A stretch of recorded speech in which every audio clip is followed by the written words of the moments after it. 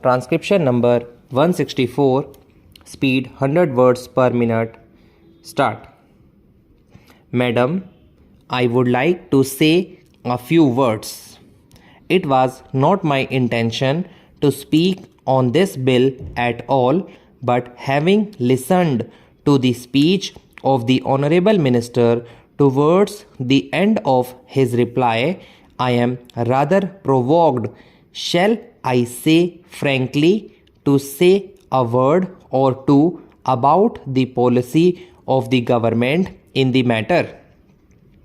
It is pointless for the government and the minister here to tell us that there has not been any shift in the policy and regard to foreign participation and the role of foreign enterprise in the oil industry of our country.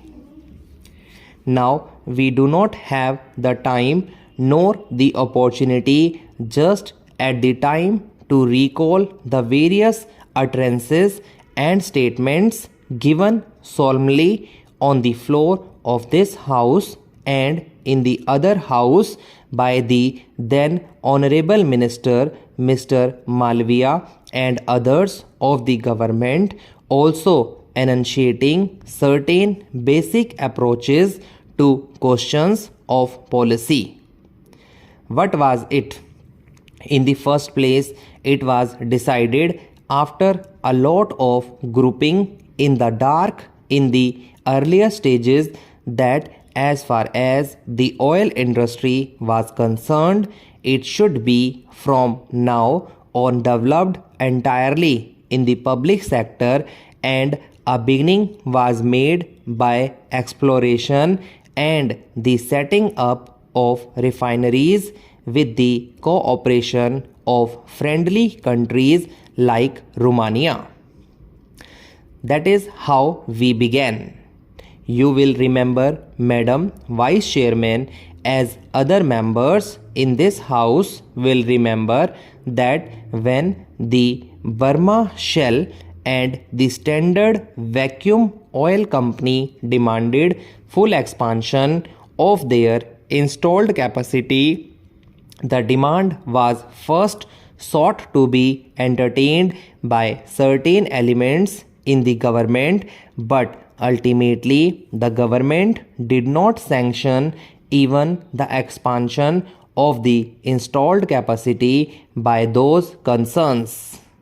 The argument at that time, and a right argument at that, was that we should be given the opportunity and we should take the opportunity now of developing our own public sector and making the public sector much more pronounced, that it would be in a matter of 2 or 3 years by stopping the expansion in the private sector as well. Therefore, we had a double policy at that time. I am not a spokesman of the government, but I do know the policy of the government because these are public policies. What was that policy? It was on the one hand to create a public sector in the oil industry. You will remember, Madam, and the House will remember, that when we negotiated for certain oil to be imported from the Soviet Union, these foreign concerns, American and British, had the temerity to say that they would be refining crude oil if it was imported from socialist countries and not from their own resources. After a lot of hesitation in the matter, the government ultimately and rightly so compelled these people to accept the crude oil imported from other sources than their own. This was the position.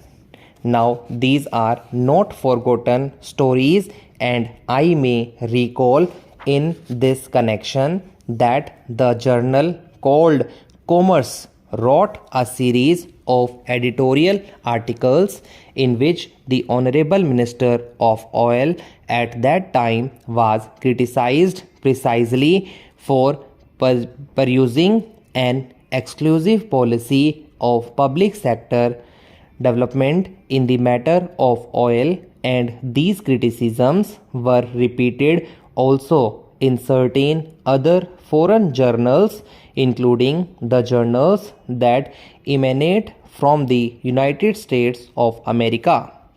It is also well known that at that time Mr. B.K. Nehru was approached by certain elements in the USA, and following that a New York paper wrote a certain article saying that Mr. B.K. Nehru's visit to India would be helpful in getting the oil policy of Mr. Malviya reversed in the direction in which the Americans would like. The article appeared, and I quoted this article on the floor of the House.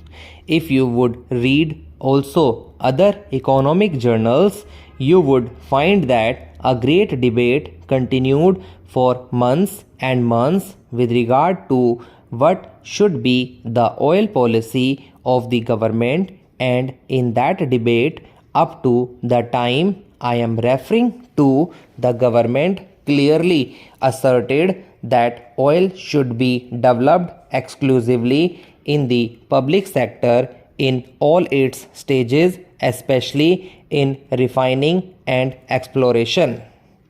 We took certain steps, that is, how such developments have taken place. The mentality of foreign equity participation was not there. Had it been so, we would not have had the fine refining centers in our country. We would not have been developing our industry in the way we have done in the course of the past few years. Now that vigorous policy was pursued, although we would have liked it to be much more vigorous than actually it was. Then what happened?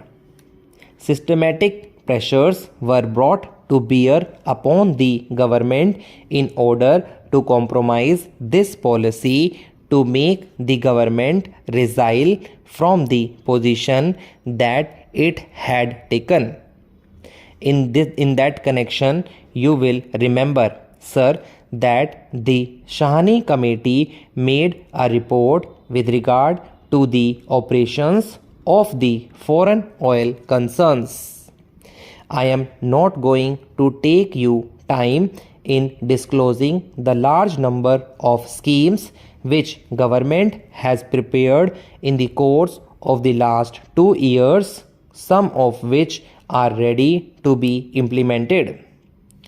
Now it will be a very serious matter not only for the government but for the House and the country as well if several schemes have to be postponed. One of my honorable friends said in the course of the debate today that many of these schemes are developed in a haphazard manner. I join issue there. We have heard a lot about the need for greater coordination.